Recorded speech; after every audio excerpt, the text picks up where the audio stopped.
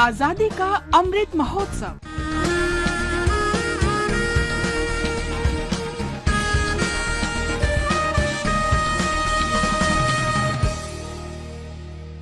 आजादी का सफर आकाशवाणी समाचार के साथ। आज हम स्वतंत्रता सेनानी एनी मैस्करीन को याद कर रहे हैं, जिन्होंने 19 जुलाई 1963 को अंतिम सांस ली थी।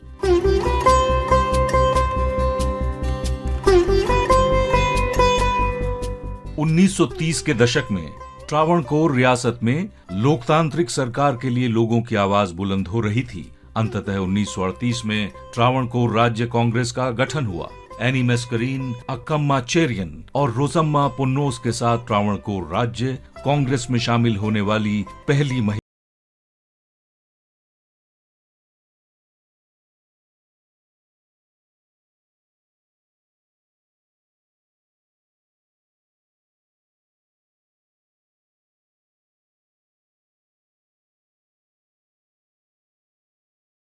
एनी और उनके अन्य साथियों पर बार बार हमले किए गए। 1942 में वे भारत छोड़ो आंदोलन में शामिल हो गयीं और 2 साल बाद उन्हें त्रावणकोर राज्य कांग्रेस के सचिव के रूप में चुना गया। एनी 1948 से 1952 तक त्रावणकोर कोचीन विधानसभा के सदस्य के रूप में काम करती रहीं। वो त्रावणकोर विधानसभा में मंत्री बनने वाली पहली महिला थीं। एनी ने संविधान सभा में भी त्रावणकोर कोचीन का प्रतिनिधित्व किया। 1963 में 19 जुलाई को एनी का निधन हो गया। भारत की इस महान बेटी को हमारा शत शत नमन। मंगल मंगल मंगल मंगल मंगल मंगल हो, मंगल मंगल मंगल मंगल मंगल मंगल हो। आज हम अमर स्वतंत्रता सेनानी मंगल पांडे को भी याद कर रहे हैं, जिनका जन्म 19 जुलाई 1827 को उत्तर प्रदेश के बलिया जिले में हुआ था। उनके साहस ने देशी सिपाहियों के दिलों में स्वतंत्रता की आग को जगाने में मदद की। मंगल पांडे बैरकपुर में 34वीं बंगाल नेटिव इन्फेंट्री में सिपाही थे। 1857 में ब्रिटिश सेना ने अपने सिपाहियों को एक नई एनफील्ड राइफल दी, जिसे लोड करने के लिए ग्रीज लगे कारतूस के सिरे को दांत से खींचना होता था। ये अफवाह फैल गई कि कारतूस की चिकनाहट में चर्बी का इस्तेमाल हुआ है। सिपाहियों को भरोसा हो गया कि अंग्रेजों ने जानबूझकर कारतूस पर चर्बी का इस्तेमाल किया है। 29 मार्च 1857 को मंगल पांडे ने अपनी साथी सिपाहियों को ब्रिटिश अधिकारियों के विरुद्ध विद्रोह कर देने को कहा। जागी जागी है धरती सारी और जागा जागा है अंबर, जागी जागी है नदियां सारी और जागा जागा है सागर, जागो।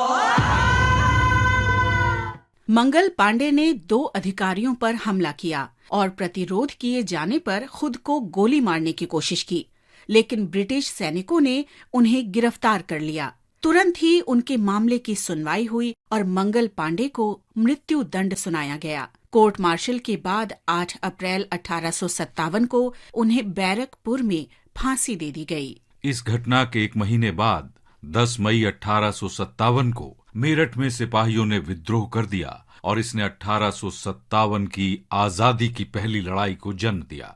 स्वदेश के इस महान सपूत को आकाशवाणी समाचार का शत शत नमन।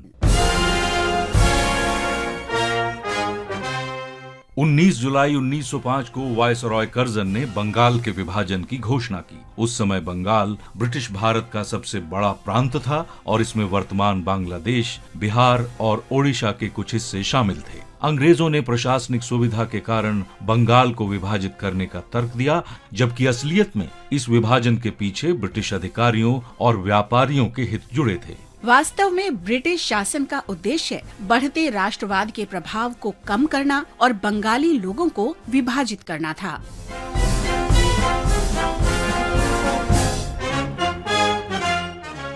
विभाजन के लागू होने से पहले कांग्रेस ने बैठकों का आयोजन किया। इनमें विभाजन के खिलाफ आवेदन एकत्र किए गए और ब्रिटिश प्रशासन को दिए गए। बड़ी जनसभाएं और प्रदर्शन भी किए गए और सामूहिक विरोध के नए तरीके इस्तेमाल किए गए।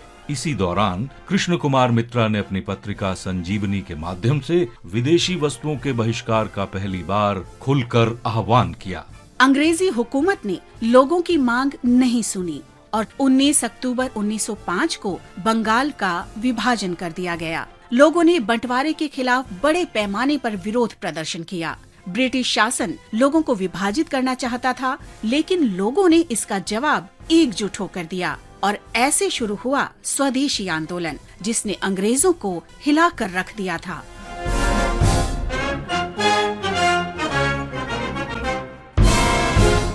इसके साथ ही आजादी का सफर आकाशवाणी की संग श्रृंखला का ये अंक समाप्त हुआ। मिलते हैं कल अगली कड़ी में।